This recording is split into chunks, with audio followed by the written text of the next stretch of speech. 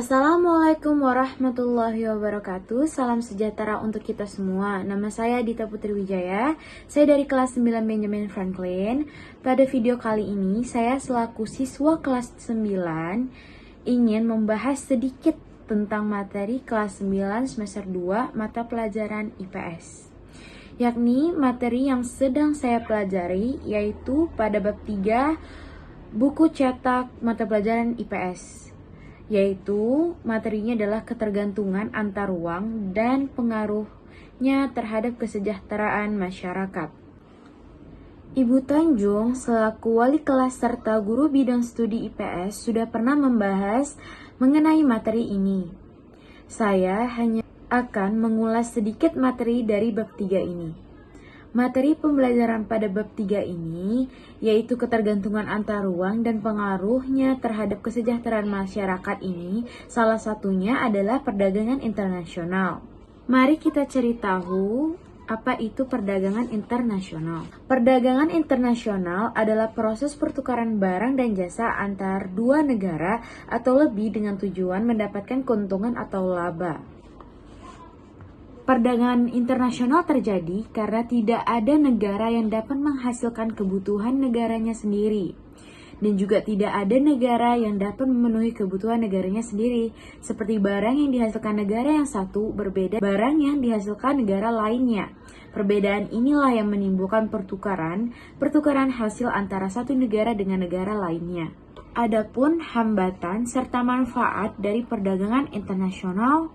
Yang pertama, ada beberapa manfaat perdagangan internasional. Yang pertama, setiap negara dapat memenuhi kebutuhan barang dan jasanya. Yang kedua, setiap negara dapat menciptakan spesialisasi produk. Yang ketiga, mendapatkan barang dengan mudah dan harga yang murah. Yang keempat, dapat mendorong kegiatan produksi. Yang kelima, setiap negara dapat meningkatkan hubungan persahabatan antar negara. Yang keenam, dapat menambah kesempatan kerja. Yang ketujuh, meningkatkan pendapatan negara melalui perolehan devisa hasil ekspor. Yang kedelapan, mendorong kemajuan ilmu, pengetahuan, dan teknologi. Dan yang kesembilan, mendorong pertumbuhan ekonomi dan menyerap banyak tenaga kerja sehingga mengurangi pengangguran.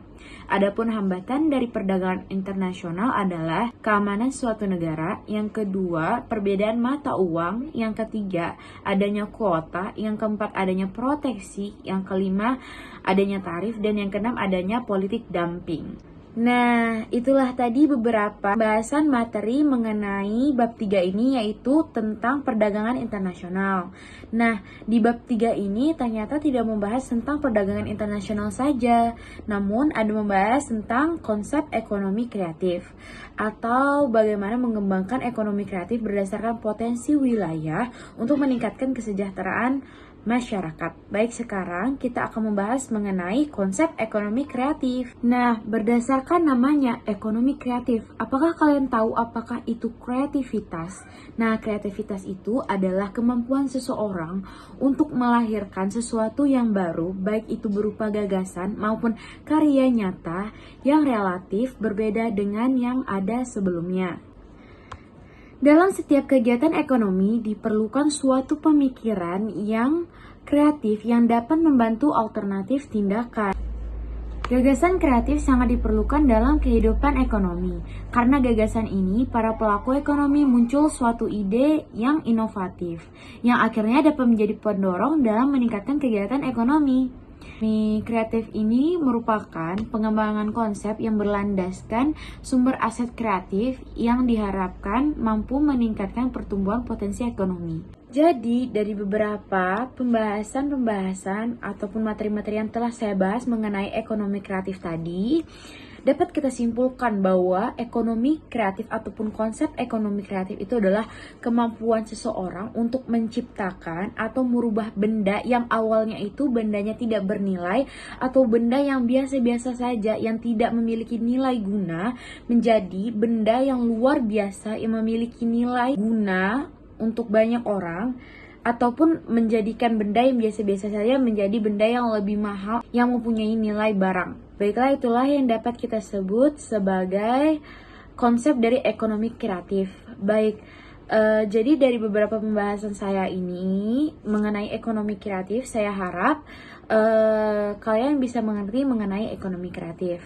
Nah, sekarang saya ada diberi tugas oleh Ibu Tanjung selaku Ibu Wali kelas dan juga selaku guru mata pelajaran atau guru bidang studi IPS, karena juga materi yang sedang kami bahas ini mengenai konsep ekonomi kreatif. Ibu Tanjung memberikan tugas kepada saya beserta teman-teman saya, yaitu adalah tugas konsep ekonomi kreatif. Tugas ini juga sekaligus menjadi nilai ulangan. Nah, tugas yang diberikan Mem Tanjung ini kan berkonsepkan ekonomi kreatif. Jadi kami disuruh membuat suatu pot bunga dari barang bekas yang tidak bernilai, yaitu dari botol Sprite, menjadi sebuah pot tanaman yang berguna. Pot bunga yang luar biasa, yang cantik, menjadi pot bunga yang luar biasa dari benda yang biasa-biasa saja, yang dari benda yang seharusnya sudah kita buang ataupun sudah tidak berguna lagi, hanya sampah, tetapi kita jadikan benda yang berguna atau benda yang layak untuk digunakan.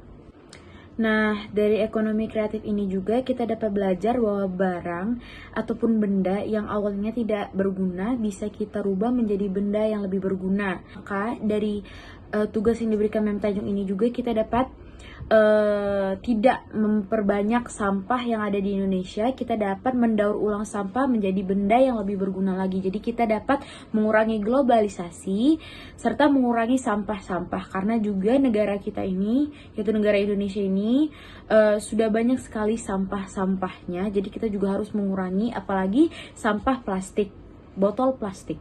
Baiklah, selanjutnya saya akan memberitahu bagaimana cara pembuatan benda dengan konsep ekonomi kreatif, yaitu bagaimana cara membuat pot bunga dari botol plastik bekas yang awalnya tidak berguna menjadi pot bunga, yang merupakan tugas dari Ibu Tanjung. Nah, inilah dia pembuatan pot bunga melalui konsep ekonomi kreatif.